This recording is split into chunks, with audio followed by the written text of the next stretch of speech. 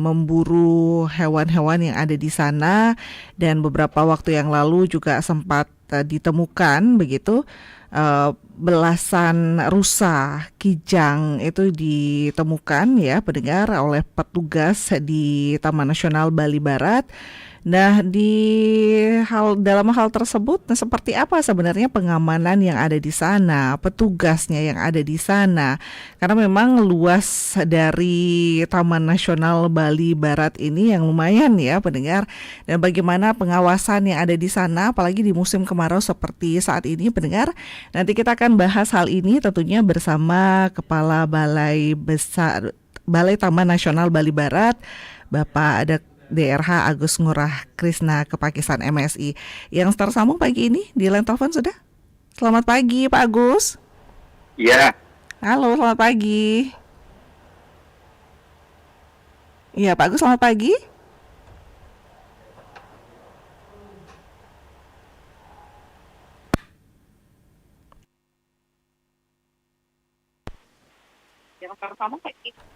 Halo, selamat pagi Pak Agus.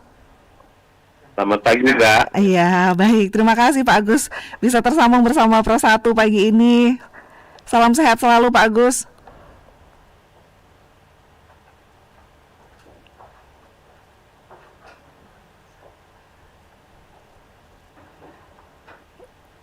Ya, ini nampaknya terjadi gangguan pagi ini pendengar. Nanti kita coba menghubungi kembali di line telepon bersama Pak Agus ya. Iya, Pak Agus? Iya. Iya, bisa ya, tersambung ya Pak Agus ya. Pak Agus. Iya. Ya Mbak Hani. Iya, masih tersambung ya Pak Agus. Bisa dengar suara saya Pak Agus ya? Masih bisa. Ya. Pak Agus, kita dikejutkan juga ini Pak Agus dengan ditemukannya belasan satwa di Taman Nasional Bali Barat yang sudah dalam keadaan mati begitu ya Pak Agus ya. Ini pemburunya yang memburu satwa, ini sekarang kita yang memburu pemburunya nampaknya Pak Agus. Pak Agus, sebenarnya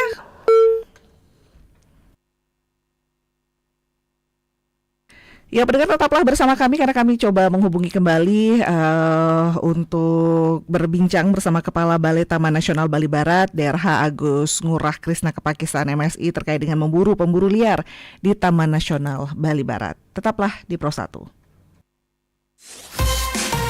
Pro 1, kanal informasi dan inspirasi.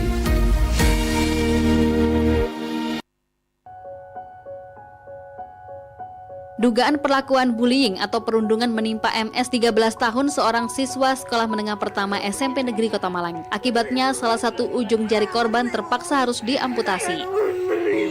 Ya, harapan dari keluarga, kami satu menyayangkan sampai terjadi yang seperti ini. Berharap ada efek jerah dan pertanggungjawaban, karena ini jangan sampai terjadi ke orang lain. Kalau terjadi ke keluarga kita bagaimana? Bayangkan bila ini terjadi pada putra atau putri Anda.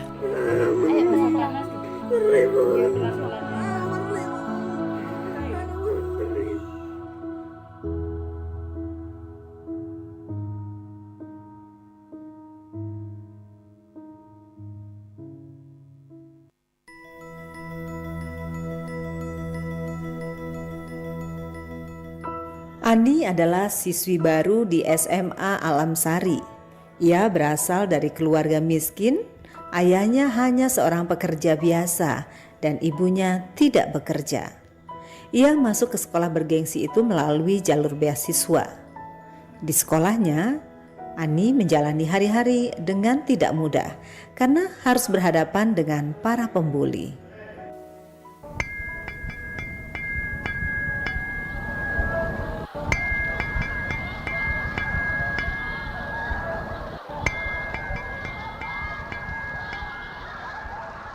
Selamat pagi anak-anak. Pagi guru. Hari ini kita kedatangan teman baru di kelas ini. Perkenalkan, ini teman baru kalian, namanya Ani. Halo teman-teman, perkenalkan saya Ani, saya berasal dari Kampung Durian. Ih, anak kampung ternyata bisa-bisanya masuk di sekolah ini. Iya nih, bikin susah kelas kita aja ya Cil. Ani, kamu duduk di sana ya, di sebelah Dirga. Baik Bu, terima kasih. Silakan duduk Ani, salam kenal. Aku Dirga, ketua kelas di sini. Salam kenal Dirga, mohon bantuannya selama di kelas ya.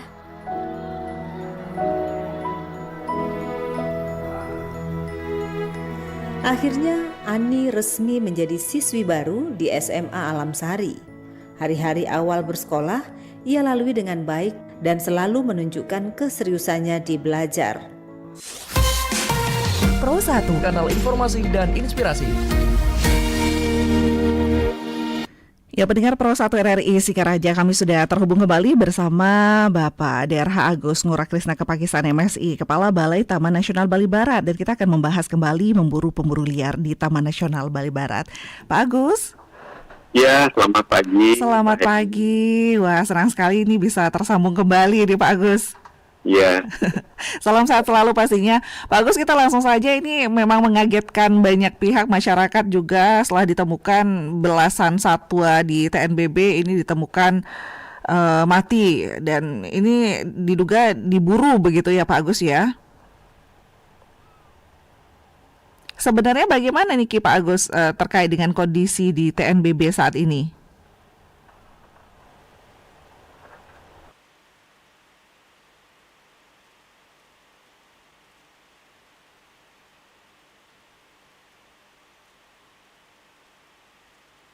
Wah, ini nampaknya terputus kembali ini pendengar di line teleponnya bersama Pak Agus ya pagi ini, karena memang sinyal atau seperti apa ya di Taman Nasional Bali Barat, karena seperti yang kita ketahui di Taman Nasional Bali Barat ini luasnya yang lumayan ya, 77 hektar atau kira-kira 10% dari luas daratan Pulau Bali ini. Dan Taman Nasional ini merupakan kawasan konservasi yang memiliki keanekaragaman hayati terestrial maupun laut ya pendengar, dan beberapa waktu yang lalu memang ditemukan begitu belasan satwa yang diburu, dan terkait hal tersebut Polres Buleleng juga meminta pelaku perburuan liar terhadap belasan satwa di kawasan Taman Nasional Bali Barat di Banjar Dinas Tegal Bundar, Desa Sumber Kelampok, Kecamatan Grogak, Buleleng ini menyerahkan diri. Dan memang polisi saat ini tengah mencari identitas terduga pelaku berdasarkan identitas KTP yang tertinggal dan surat keterangan pemilik kendaraan. Kasih Humas Polres Buleleng AKP Gede Dharma Diatmika juga sempat menjelaskan unit 4 Satreskrim Polres Buleleng ini sudah melakukan olah TKP di tempat kejadian termasuk memeriksa saksi-saksi. Jadi sejumlah barang bukti pun ini sudah diamankan, dan dari hasil keterangan saksi dalam hal ini petugas TNBB ini terduga pelaku diketahui sebanyak 2 orang. Nah, disampaikan juga jika pelaku diketahui melarikan diri ke tengah hutan saat dikejar petugas. Nah, identitas terduga pelaku berupa KTP yang tertinggal itu sudah diamankan, termasuk mobil yang digunakan juga dilakukan penelusuran siapa pemilik kendaraan. Dan pihak kepolisian juga meminta agar pelaku menyerahkan diri ya. Dan kuat dugaan terduga pelaku ini masuk ke TNBB sehari sebelumnya, yakni pada Jumat 13 Oktober. Jadi pelaku diduga dengan mudah masuk hutan kawasan TNBB. Jadi karena ada pemadatan jalan begitu, jadi pelaku ini bisa masuk dan mengelabui penjagaan di TNBB. Dan dikatakan pula pelaku perburuan liar di kawasan TNBB ini bisa dijerat dengan Undang-Undang Nomor 5 Tahun 1990 tentang sumber daya alam hayati dan ekosistemnya. Jadi pelaku jika tertangkap ini bisa dipenjara paling lama 5 tahun dan denda sebesar 100 juta rupiah. Nah, sebenarnya bagaimana kondisi di TNBB saat ini? Sudah tersambung kembali bersama kita pendengar Kepala Balai Taman Nasional Bali Barat, DRH Agus Ngurakrisna Kepakisan MSI. Pak Agus? Ya. Iya. Semoga ini lancar juga ya Pak Agus. Nampaknya sinyal atau seperti apa ini di sana? Ya. Nggih. Pak Agus, mungkin bisa disampaikan terlebih dahulu Pak Agus, sebenarnya kondisi di TNBB saat ini seperti apa Pak Agus?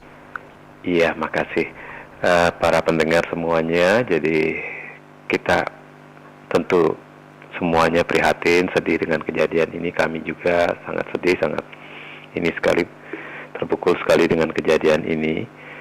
Kalau dari kebijakan pengelolaan kawasan konservasi Taman Nasional Bali Barat itu adalah pengelolaan berbasis resort.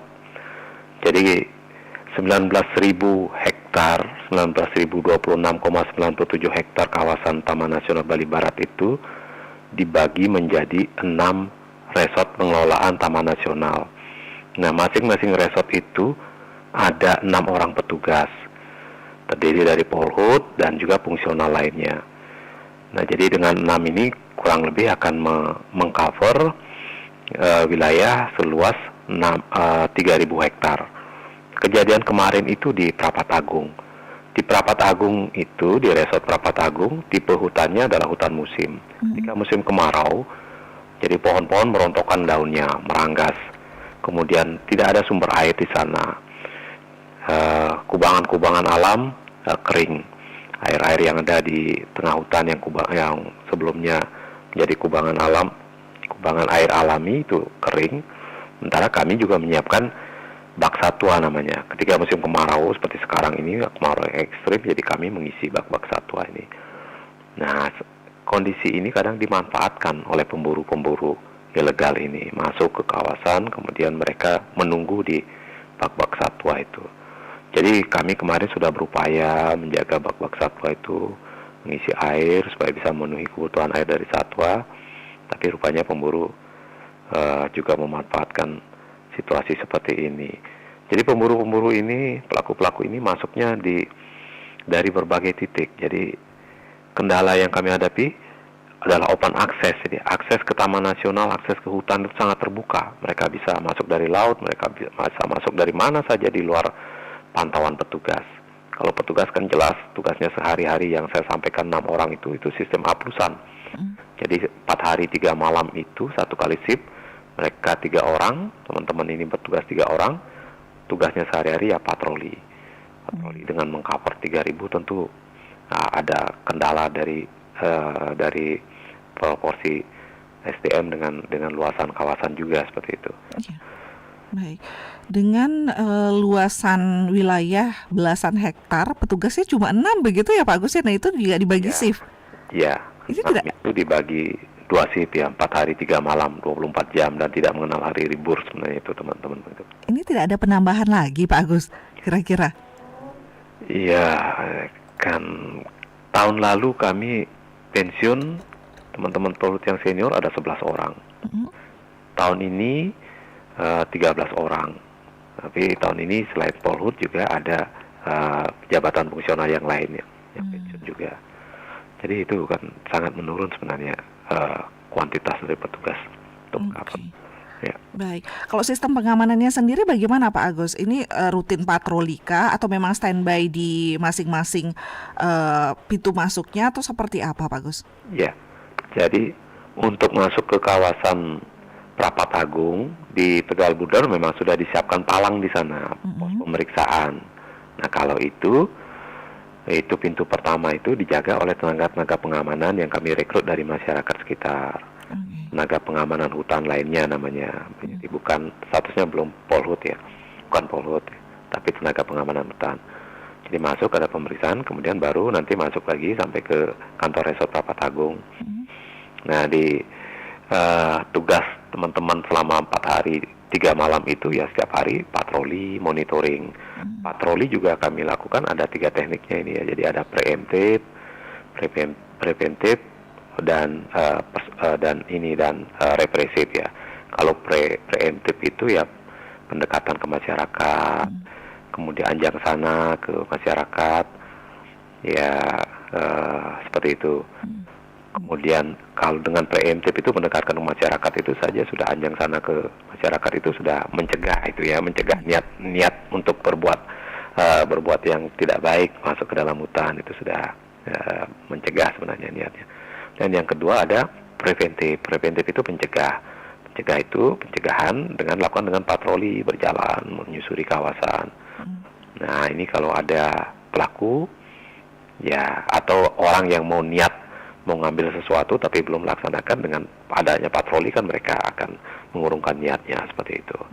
Dan yang terakhir itu represif. Nah represif kalau ditemukan pelaku yang sudah melaksanakan kegiatan tindak pidana seperti kemarin membawa hasil buruan, nah itu represif harus ditangkap dan diproses hukum. Baik. Nah, kejadiannya kemarin ini bagaimana Pak Agus? Sampai ditemukan apa memang ada kecurigaan atau seperti apa sebelumnya?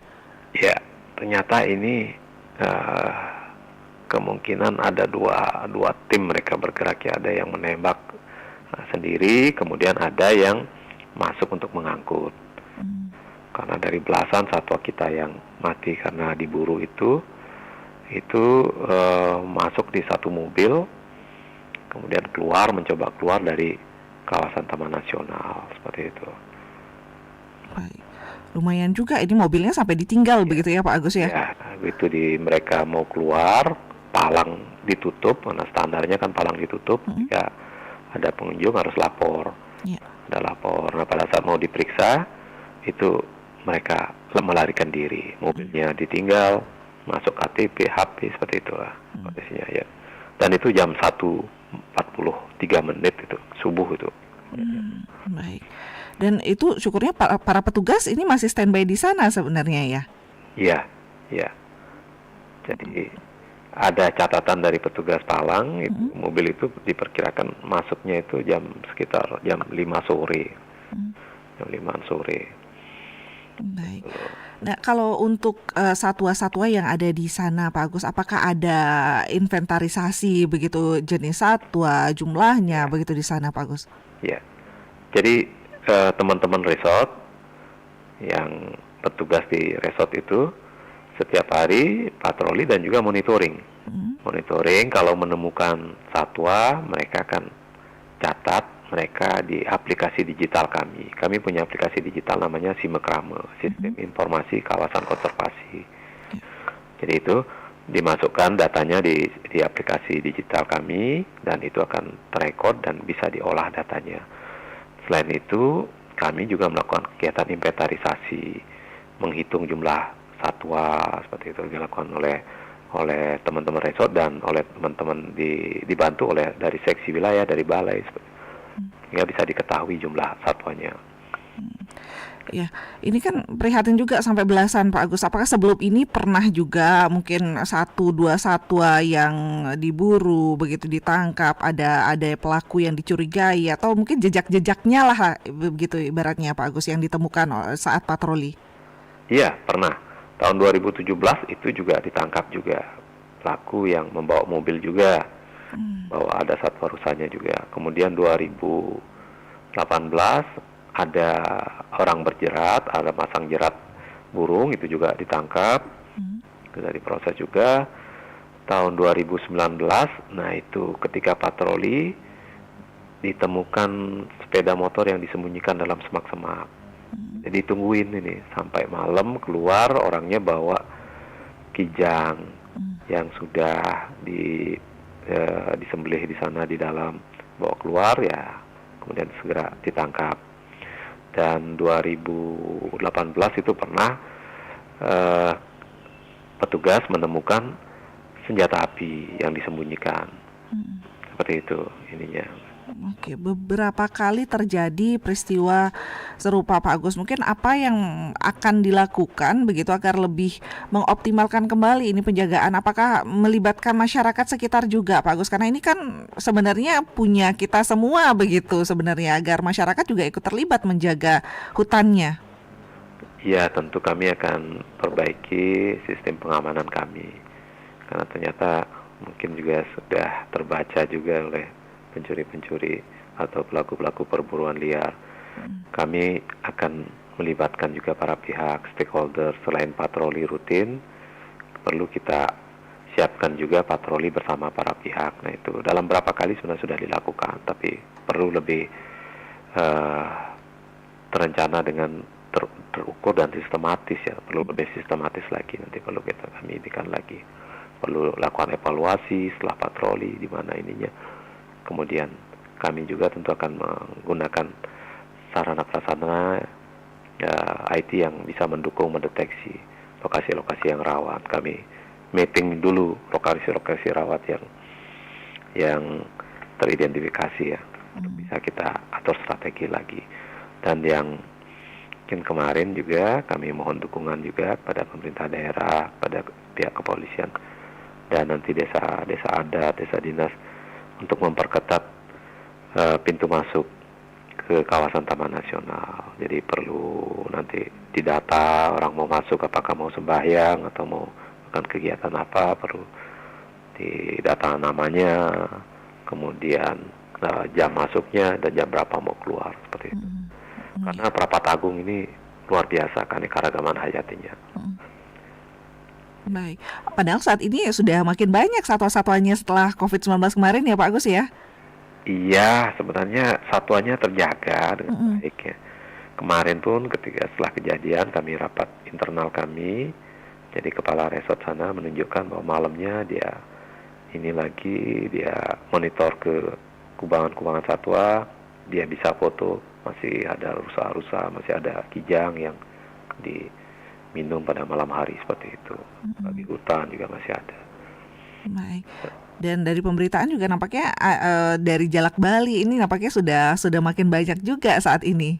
Iya Mbak Eni, jadi patut kita syukuri bahwa Jalak Bali yang menjadi ikonnya Pulau Bali atau Curik Bali, dulunya itu tahun 2001 hanya 6 ekor, sekarang ya Tungkaril sudah 600 ekor di alam.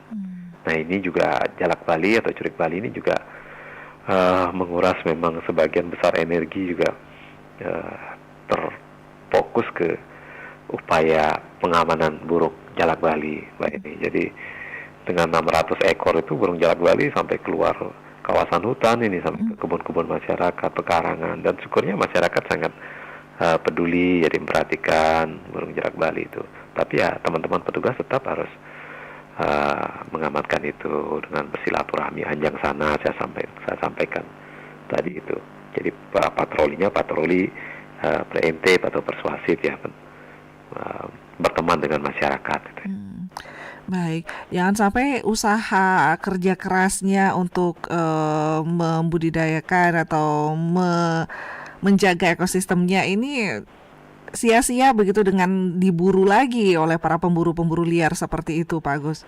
Iya, kami sangat mengharapkan dukungan dari semua pihak untuk hal tersebut ya. Kami bekerja sudah dengan sebaik-baiknya, dan ya saya sampaikan tadi, hari libur pun teman-teman di resort-resort itu tetap berjaga. Kalau hari libur, hari raya Muslim, teman-teman yang Hindu jaga. Kalau hari raya Hindu, teman-teman yang Muslim jaga. Jadi seperti itu komitmennya. Baik, kita juga minta pendapat masyarakat ini Pak Agus mungkin pagi ini. Ya, mohon izin untuk menyapa pendengar juga di line telepon Pak Agus ya. Iya. Baik, selamat pagi Pro 1. Halo, selamat pagi. Iya, Pak Made Pak mungkin lebih dekat dengan teleponnya Pak Made biar lebih jelas Niki. Halo. Belum Pak Made, masih jauh Niki. Sawang-sawang bunyinya Pak Made Niki. Halo. Silakan Pak Made. Doro semua apa yang ingin disampaikan Niki? Berkeras. Ampun, sudah. Om Swastiastu, Bapak narasumber. Om Swastiastu, Pak. Ampura nih. Kalau saya dengar penjelasan apa yang saya dengar, hukuman bagi pencuri hewan satwa yang dilindungi sebetulnya ada pasal berlapis Pak ya, harusnya. Mereka bukan kalau mencuri di kandang ayam kan biasa-biasa. Tapi ini satu hewan yang dilindungi berarti melanggar satu pasal untuk pencurian, kemudian dua pasal perlindungan Pak ya. Iya benar. Yang saya dengar hukumnya terlalu ringan. Apa ya? Benar ya. Sehingga kamu kudu agar mana si prai. Kudu Ya ni malon masih berat, kalau sekarang ringan lah. Nasi preman gini dulu. Kemudian kalau saya nasi bukan di tempat ditangkap harusnya bisa Pak. Kalau ketangkap ya hukumannya kalau pencurian biasa 5 tahun ini 10 tuh ya. Pasalnya harusnya berlapis Pak ya. Pencurian dan melanggar undang-undang Pak ya. Betul tidak tahu saya. Awan negeri Banten. Di Baik. RRI Siren nih, Dengan Heni Pak Made. Mah ini, Nggih. misalnya. Baik. Ampura amanika kemandan. Suksema. Om, Santi Om. Nggih, rahayu Pak Made suksema, Pak Made riba niki Laut Pekan. Ya terkait dengan hukumannya ya. Nanti mungkin ditanggapi satu penelpon lagi. Mohon izin Pak Agus ya kita sapa. Selamat pagi Pro 1. Selamat pagi. Selamat pagi Pak Anggas. Ya, semoga RRI tetap jaya di udara. Terima kasih Pak Anggas. Silakan Pak Anggas disampaikan mungkin apa Niki yang dengan disampaikan. siapa narasumbernya Niki? Pak Agus Kris ya? Nggih benar. Kepala Ya, Pak Agus Kris ini sepupu sahabat saya ini, Pak Sugi. Oh, nggih. Ya. Ini sekarang saya perjalanan sama Pak Sugi ke Denpasar. Ini dia di sampingnya dengar. Begini Pak Kris. Jadi hal masalah pencurian itu, ya itu kan saya kira jangan sampai nanti masyarakat menyalahkan petugas saja. Itu yang pertama. Karena apa? Karena satu, wilayahnya itu luas sekali ya. Terus kedua, petugasnya terbatas. Nah, di sisi lain kalau kita memang masyarakat peduli dengan lingkungan, nah alangkah bagusnya mungkin nanti Pak Kris bisa nanti berkoordinasi dengan pihak adat setempat itu, jadi kita sama-sama mengawasi dari segi adat juga mengawasi. Kan di sini kan ada pecalang jagawan biar berfungsi lah jagawan itu. Artinya jangan didiberakan sama petugas saja. Begitu dulu. Karena apa? Karena keterbatasan daripada petugas yang katakan yang di sana. Saya juga prihatin juga dulu karena itu. Jadi tafsiran masyarakat dan pradugaan masyarakat selalu dia berasumsi bahwa jika main mata petugas sama pelaku kejahatan, coba pencurian dulu. Padahal itu tidak ada. Ini yang saya perlu digarisbawahi. Mudah-mudahan nanti ada terobosan baru sehingga nanti bisa dikerjasamakan dengan adat setempat atau mungkin wilayah adat yang ada di Groga, entah siapa nanti, biar bisa ikut berpartisipasi menjaga satwa-satwa yang sudah terlindungi. Nah itu yang pertama. Yang kedua, di sana kan sudah ada jalan, portalnya sudah diisi. Toh juga nanti bagaimanapun caranya orang pencuri ini kebanyakan datang dari luar daerah. Atau mungkin ada beberapa ada spionasenya dari dari dalam, maksudnya dari daerah tertentu yang di daerah Groga mungkin itu yang menginformasikan bahwa jam berapa petugasnya roda, jam berapa misalnya kan tidak ada orang, mungkin itu sudah diketahui sehingga lebih leluasa dia. Yang kedua, saya akui jempol lagi Pak Agus ini orangnya sangat tegas sekali. Itu jangan orang nyari kayu sendiri tidak dilarang gitu.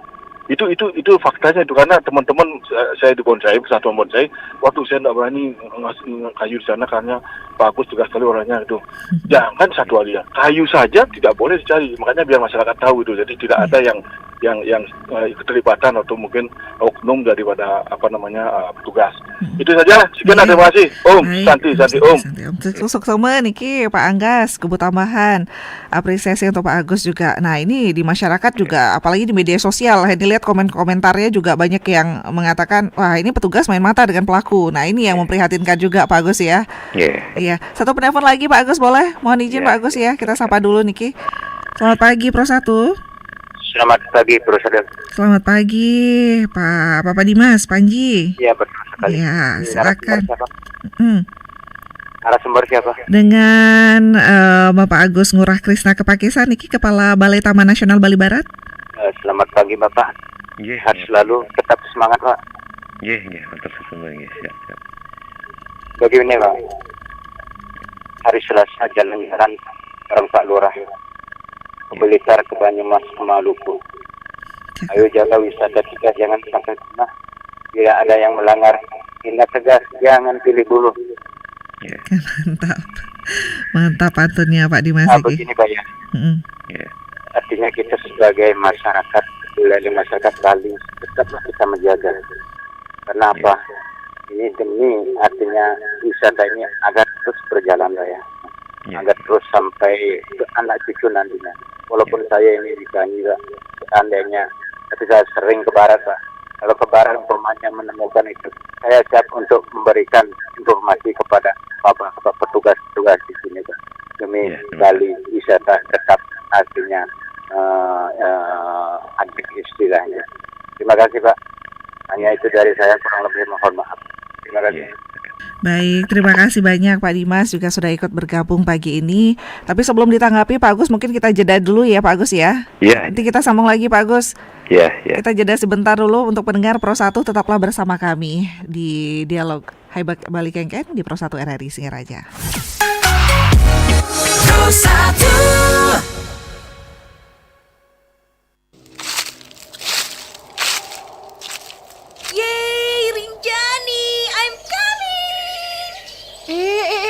Lihat deh, Edelweiss, cantik banget. Jaga tuh tangan. Alah, dikit kok, banyak gini kok. Manusia, hanya karena di depannya terlihat banyak. Enak aja tuh tangan main petik, katanya pecinta alam. Taunya. Lebay, apaan sih? Apa iya kita mau menunggu bunga terakhir dipetik baru kita sadar bahwa alam ini sudah semakin rusak? Apa iya kita menunggu ikan terakhir di laut ditangkap atau salju terakhir di puncak Jayawijaya mencair baru kita mau berhenti? Saatnya kita tanyakan kembali pada hati nurani. Apakah kita pecinta alam atau perusak alam?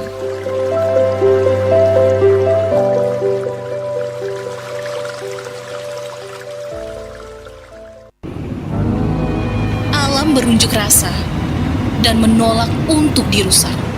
Yang pada akhirnya, alam memutuskan bunuh diri. Pohon memilih menumbangkan diri, seakan mau berkata, tidak perlu manusia menebangnya. Tanah memilih berpindah tempat, seakan berkata, tidak perlu manusia memindahkannya. Air dan sungai memilih melebarkan jalannya, seakan mau berkata, ini tempat aliran kami. Beginilah jika alam bicara dengan caranya sendiri. Tapi manusia selalu sulit memahaminya. Pesan ini disampaikan oleh Radio Republik Indonesia. RRI Digital. Nikmati kemudahan interaksi, partisipasi, dan kolaborasi dengan RRI Digital. Interaksi, dengar dan saksikan siaran langsung kami, daftarkan akun Anda, dan mulailah berinteraksi di setiap program dan konten kami. Partisipasi, kreasikan konten Anda berupa berita, podcast, vlog, film, musik, dan playlist. Kolaborasi, kami mengajak berbagai komunitas untuk berkembang bersama melalui digital platform. RRI Digital kini juga menghadirkan terobosan baru, workspace platform, dan online learning platform dengan fasilitas-fasilitas unggulan, monitor impact and outcome, meeting online, video conference, dan library. RRI Digital menghadirkan fitur-fitur untuk peningkatan interaksi, partisipasi, kolaborasi, workspace, dan learning. Segera download RRI Digital.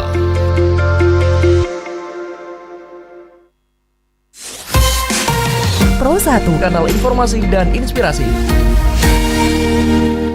Ya, pendengar Pro 1 RRI Singaraja, terima kasih Anda masih bersama kami dan kita kembali dalam dialog Hai Balik Kengken, memburu pemburu liar di Taman Nasional Bali Barat. Kita masih berbincang bersama Kepala Balai Taman Nasional Bali Barat, RH Agus Ngurah Krista Kepakisan MSI. Pak Agus masih bersama Pro 1 di line telepon. Iya, Mbak ini. Pak Agus, mungkin langsung kita tanggapi. Ini tadi ada Pak Made Ripe, ada Pak Anggas juga di Kebun Tambahan, ada Pak Dimas di Panji, Pak Agus. Tadi ada Pak Ribe, ini hukuman bagi pencuri hewan yang dilindungi ini harus ada pasar berlapis. Ini mungkin agar ada efek jera juga, Pak Agus. Iya benar. Pertama saya tanggapi yang Pak Made dulu. Kami mengacu kepada Undang-Undang Nomor 5 Tahun 1990 tentang konservasi sumber daya alam dan ekosistemnya. Nah, di undang-undang ini sudah disebutkan dimuat pasal 40 untuk pelaku perburuan liar ilegal itu akan dikenakan hukuman maksimal 5 tahun atau denda 100 juta. Karena ini maksimal 5 tahun, memang mungkin tidak pernah ada yang sampai maksimal 5 tahun seperti itu. Nah, berita baiknya Undang-Undang Nomor 5 ini, KSDAI ini sedang direvisi. Mudah-mudahan nanti bisa mengakomodir ya sama dengan keinginan Pak Made maupun masyarakat bahwa pemburu liar atau pelaku tindak pidana kehutanan itu harus dikenakan sanksi yang seberat-beratnya. Seperti itu. Ya. Baik. Kemudian untuk Pak Angga, kami terima kasih. Kami memang senantiasa melibatkan para pihak, terutama dengan adat juga. Jadi pecalang dalam beberapa kegiatan kami bersama-sama dengan pecalang. Jadi kami ada selain patroli rutin, ada patroli bersama para pihak. Nah, ini di patroli bersama para pihak inilah kami biasa melibatkan stakeholder kepolisian, Polair juga, adat juga di sana.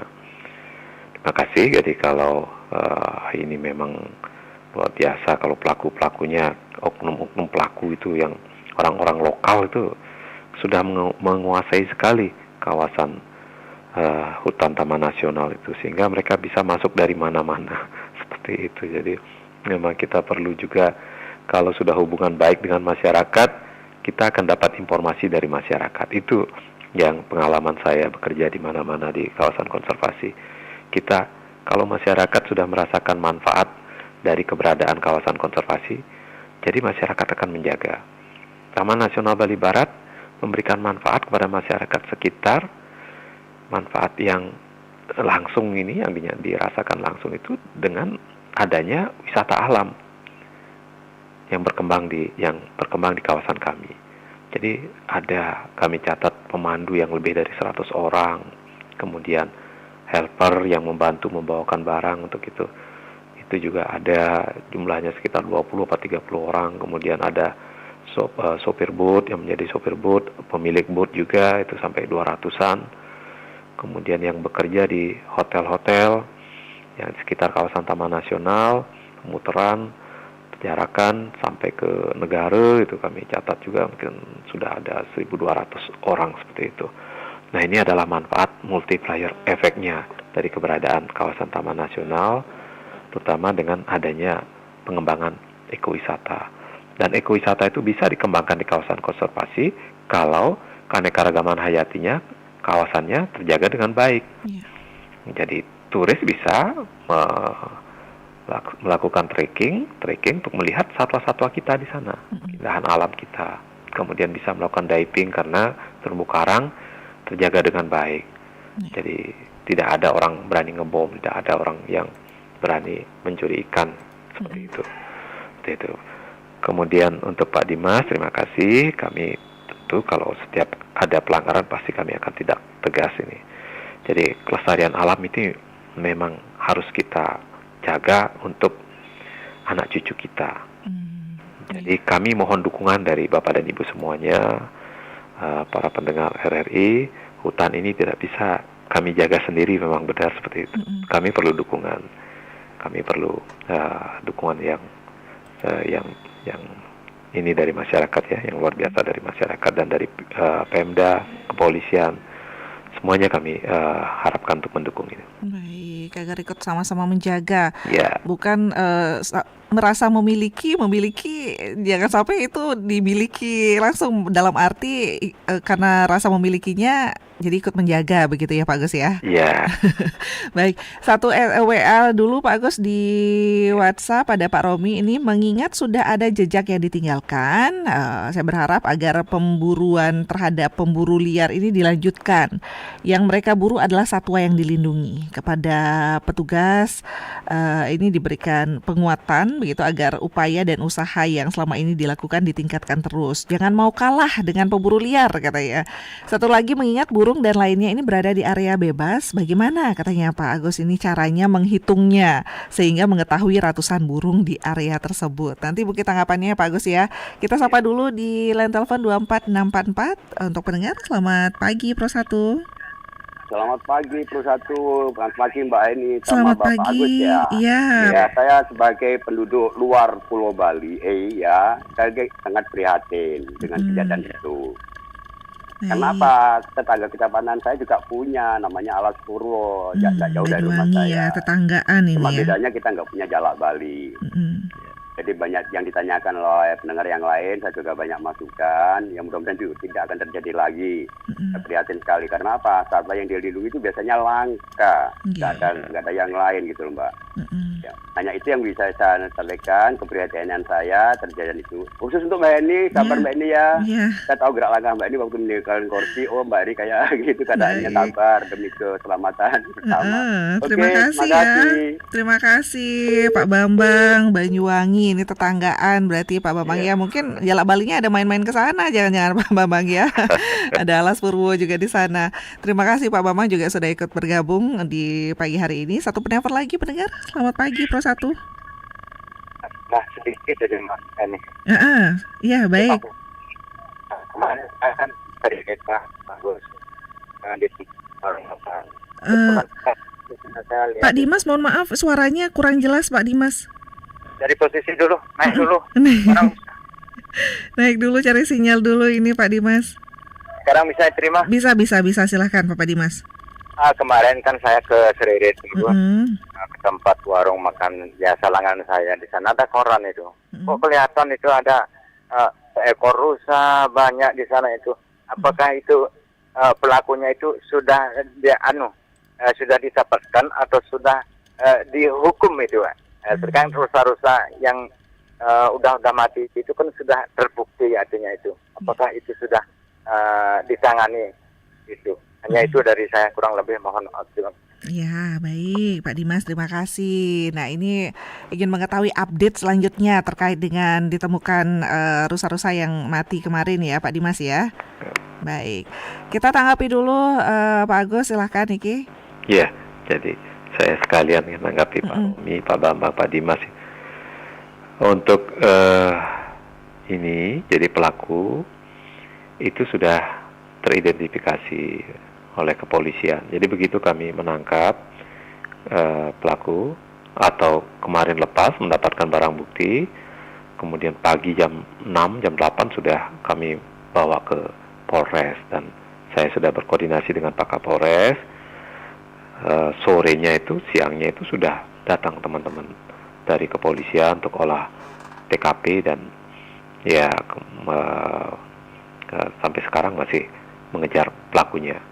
Jadi pelaku sudah setengkara sudah teridentifikasi lah karena barang buktinya kan sudah cukup, KTP ada, HP ada, itu mobilnya juga dapat juga. Nah, untuk ini ketika satwa sudah berkembang dengan baik seperti burung jalak Bali atau curik Bali, ratusan di alam itu. Jadi teman-teman resort ini, 6 resort ini ada tugas, jadi punya kewajiban untuk menghitung burung itu di tempat tidurnya. Tempat tidurnya. Jadi dari 6 resort itu ada 3 resort yang memang fokus energinya untuk menjaga burung ini. Jadi mereka, teman-teman ini menghitung pada saat burung sore hari jam 6 itu sudah masuk ke pohon-pohon di mana jadi tempat tidurnya itu, nah itu dihitung. Kemudian besok paginya dihitung kembali dan dilaporkan. Kami punya WA group, resort melapor namanya, jadi dilaporkan di sana. Jadi hari ini dan setiap musim biasanya mereka berpindah itunya. Jadi 4 bulan, 5 bulan ketika angin kencang atau musim mulai berubah jadi musim hujan, mereka pindah. Ketika pindah ini biasanya teman-teman petugas masih lalu cari-cari dulu, di mana ini tempat tidurnya seperti itu. Untuk bisa menghitung seperti itu. Nah, ketika burung yang saya sampaikan tadi sudah banyak nyebar sampai ke kebun-kebun masyarakat ya. Jadi patroli teman-teman petugas itu dengan patroli preemptif, persuasif ya, pendekatan anjang sana, mengenal, berteman dengan masyarakat yang ada di sekitar kawasan, dan itu sudah dilakukan.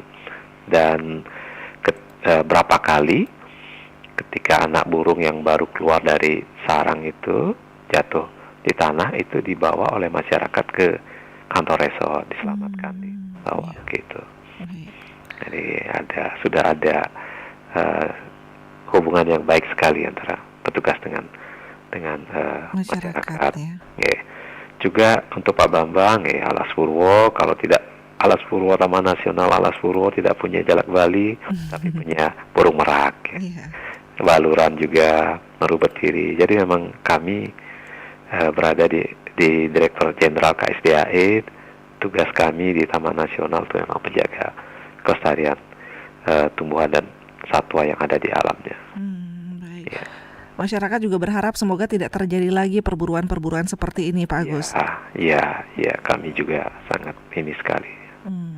Baik, di WhatsApp juga ada yang mengatakan, Pak Agus, ini baru yang tertangkap, yang sembunyi-sembunyi mungkin banyak begitu.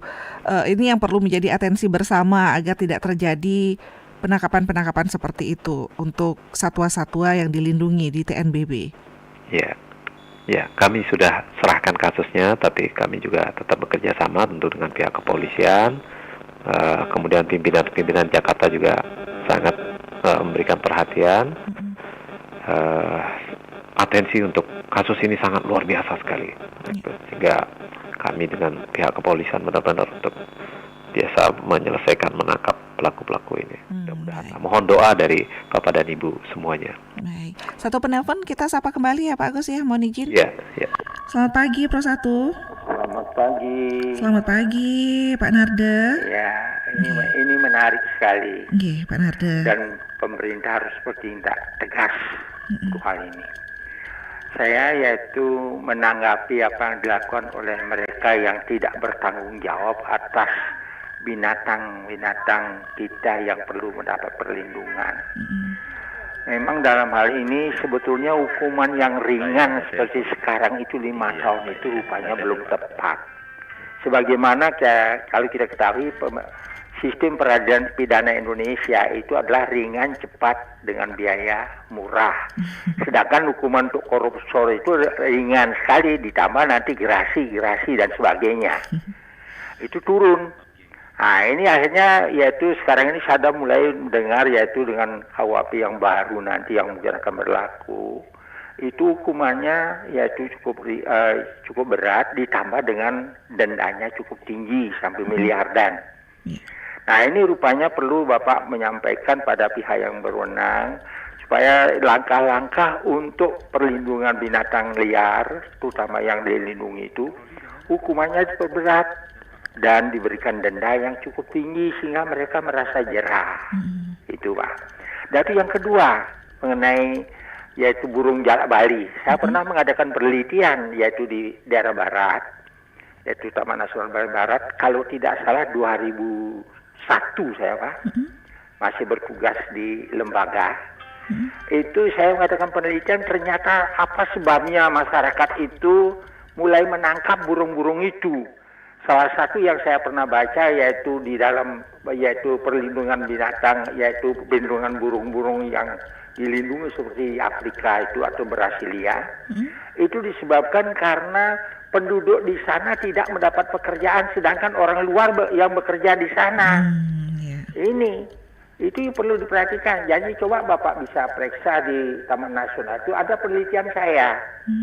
Nah itu coba dibaca, mereka itu jangan sampai mendatangkan pekerja dari tempat lain, bukan melarang ya, mendatangkan pekerja lain, sedangkan orang yang di sana yang tahu dan sebetulnya bisa melindungi mereka tidak bekerja, akhirnya memburu burung-burung itu.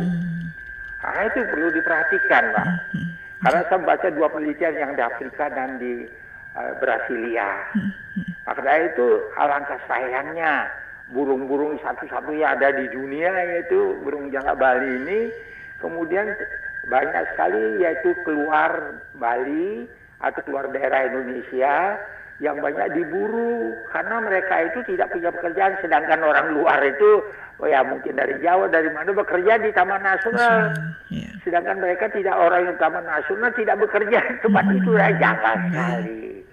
Nah itu harapan kami, semoga Bapak bertugas sangat betul-betul yaitu menjaga kelestarian Bali, terutama sekali yaitu burung-burungnya ditambah dengan binatang liar yang perlu dilindungi. Suksema Pak Narde di Meratan ini sudah ikut bergabung juga ya. Gimana Pak tanggapannya Pak ini? Tadi minta maaf ada telepon penting. Sudah sampai. Yang saya catat itu ada pemerintah harus bertindak tegas sebenarnya. Hukuman 5 tahun itu terlalu ringan disampaikan Pak. Ini nampaknya Pak Agus juga perlu menyampaikan ini agar ada efek jerah. Kita baiknya nanti akan ada revisi Undang-Undang Nomor 5 dan hukumannya juga Nanti kalau sudah ada persetujuan mungkin dari DPR itu dengan pemerintah itu akan ada penambahan. Memang dipandang ringan juga hukuman maksimal 5 tahun itu. Ya. Itu seperti itu. Nah, kemudian untuk penduduk, untuk yang pegawai di Taman Nasional, karena kami instansi pemerintah pusat di bawah kementerian, rekrutmennya memang juga berdasarkan tes tentu di seluruh Indonesia bisa masuk. Jadi seperti itu kebijakannya. Kalau dulu memang rekrutmennya dari bawah gitu. Kalau dulu makanya banyak teman-teman POHUD senior itu ya dari masyarakat sekitar. Tapi sekarang sudah banyak yang pensiun. Nah, kalau sekarang kan untuk tes PNS-nya, CPNS itu kan dari pusat.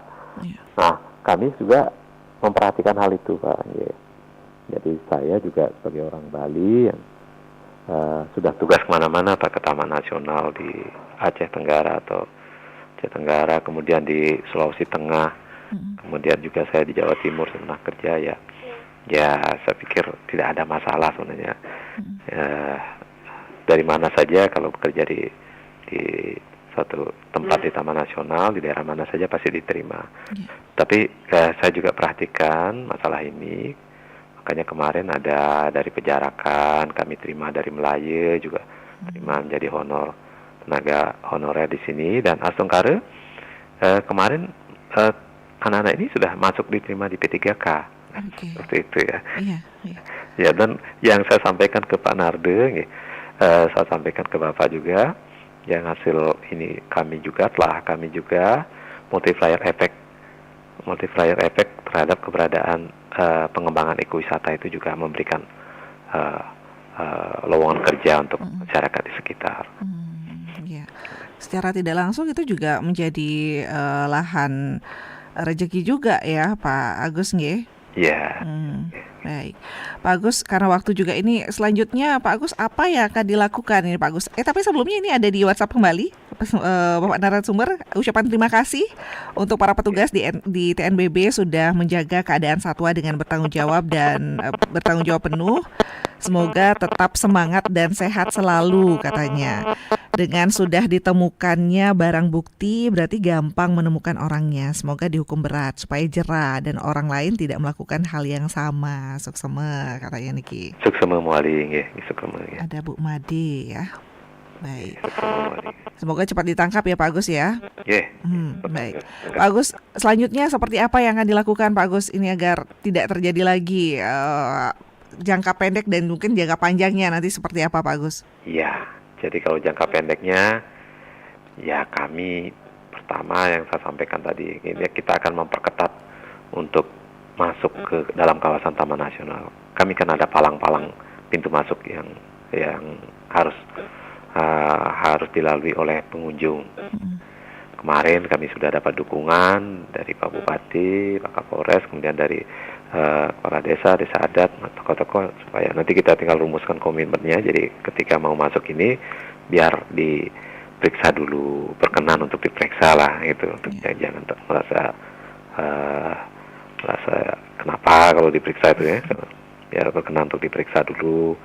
Ini kan juga kalau keluar nanti akan diperiksa. Nah itu jangka pendek pertama. Kemudian tentu strategi pengamanan patroli juga kami akan perbarui lagi.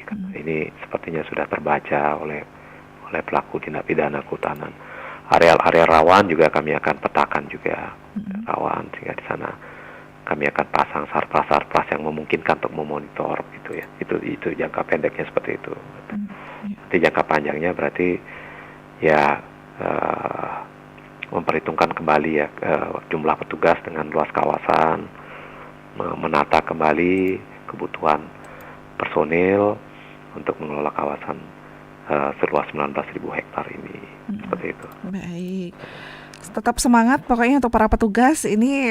Kami semua prihatin sebenarnya, di media sosial juga ramai yang menyatakan keprihatinannya juga ya Pak Agus ya. Terima kasih. Dengan hal tersebut, semoga tidak terjadi lagi hal-hal seperti yang terjadi ini Pak Agus. Tetap semangat pastinya. Terima kasih banyak.